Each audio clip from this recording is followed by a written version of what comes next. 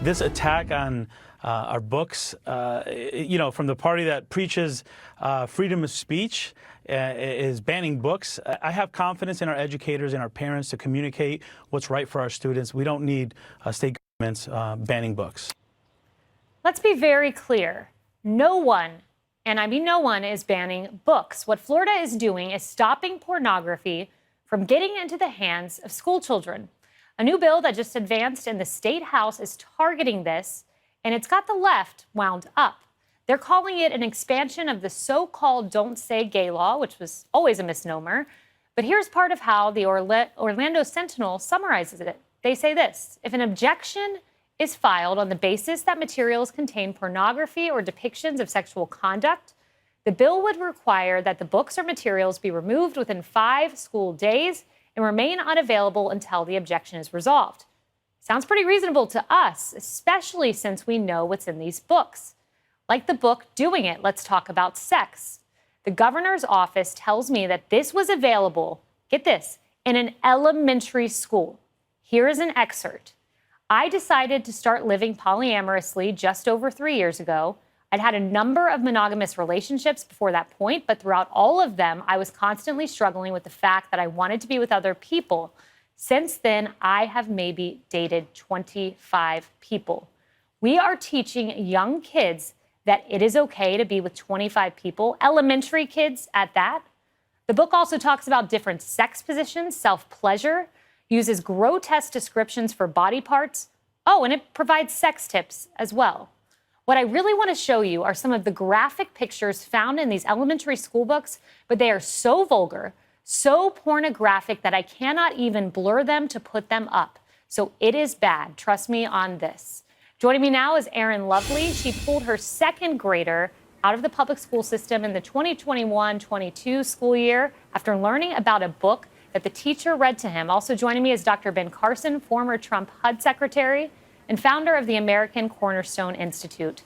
Erin, the book that your second grader was read, it was called Call Me Max. It talks about a boy standing in a mirror and saying, I see a boy who is transgender. Likewise, it says parents, when a baby is born, they'll say it's a girl, it's a boy. The book says this: if a brand new baby could talk, the baby might say, no, I am not. I'm not sure why a 7 or 8-year-old needs to be read this. How did you find this out from your son? Well, I'm just so thankful he speaks up and he does talk to me. So he told me Thanksgiving morning of all days, and he just told me that he spoke up and raised his hand after she read the book. And I don't know, I was speechless, to be honest. And Erin, you switched him to a private school, right? You homeschooled for a bit and then to a private school.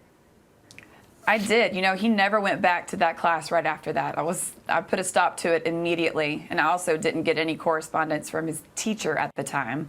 So I didn't feel like I had a choice, and just did the homeschooling thing. It was scary, but now he is in private school. It's incredible. The school district, by the way, they say it was not required reading. A new legislation took effect in Florida on July 1st. The school district of Palm Beach County is in full compliance, they claim.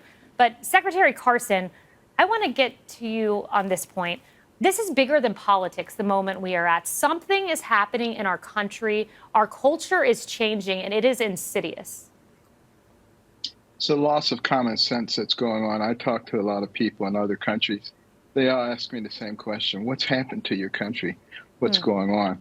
I'm so glad that parents like Erin are taking actions here, recognizing that there's a reason that children have parents. They have people to protect them. They have young, impressionable brains. And that's why people like Vladimir Lenin, Marxist in chief, said, give me your children to teach for 4 years, and the seed that I sow will never be uprooted. They recognize that these children are very impressionable and that you can affect them forever if you get them at that impressionable age.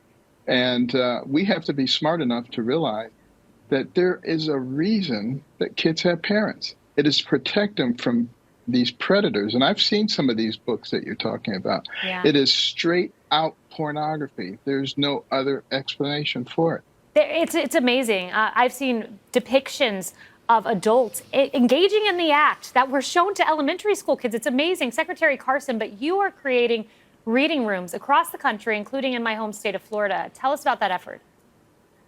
Well, we have reading rooms through the Carson Scholars Fund, and we have through American Cornerstone Institute, the Little Patriots program, online programs that are accessible to anybody free of charge, which teach our children the principles of the founding of our country, who we are, our real history, the good, the bad, and the ugly. But there's a lot more good than there is bad and ugly, quite frankly, if you're honest and you look at it.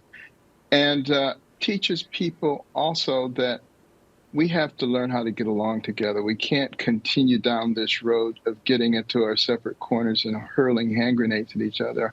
A house divided against itself cannot stand. We need to teach our children all the things we used to teach them. Love your neighbor, not hate your neighbor, not cancel your neighbor. These are the things that will get our country back on track. Yep, and returning to a faith foundation, no doubt about it. Well, Aaron, Dr. Carson, thank you so much for joining me on this Friday evening.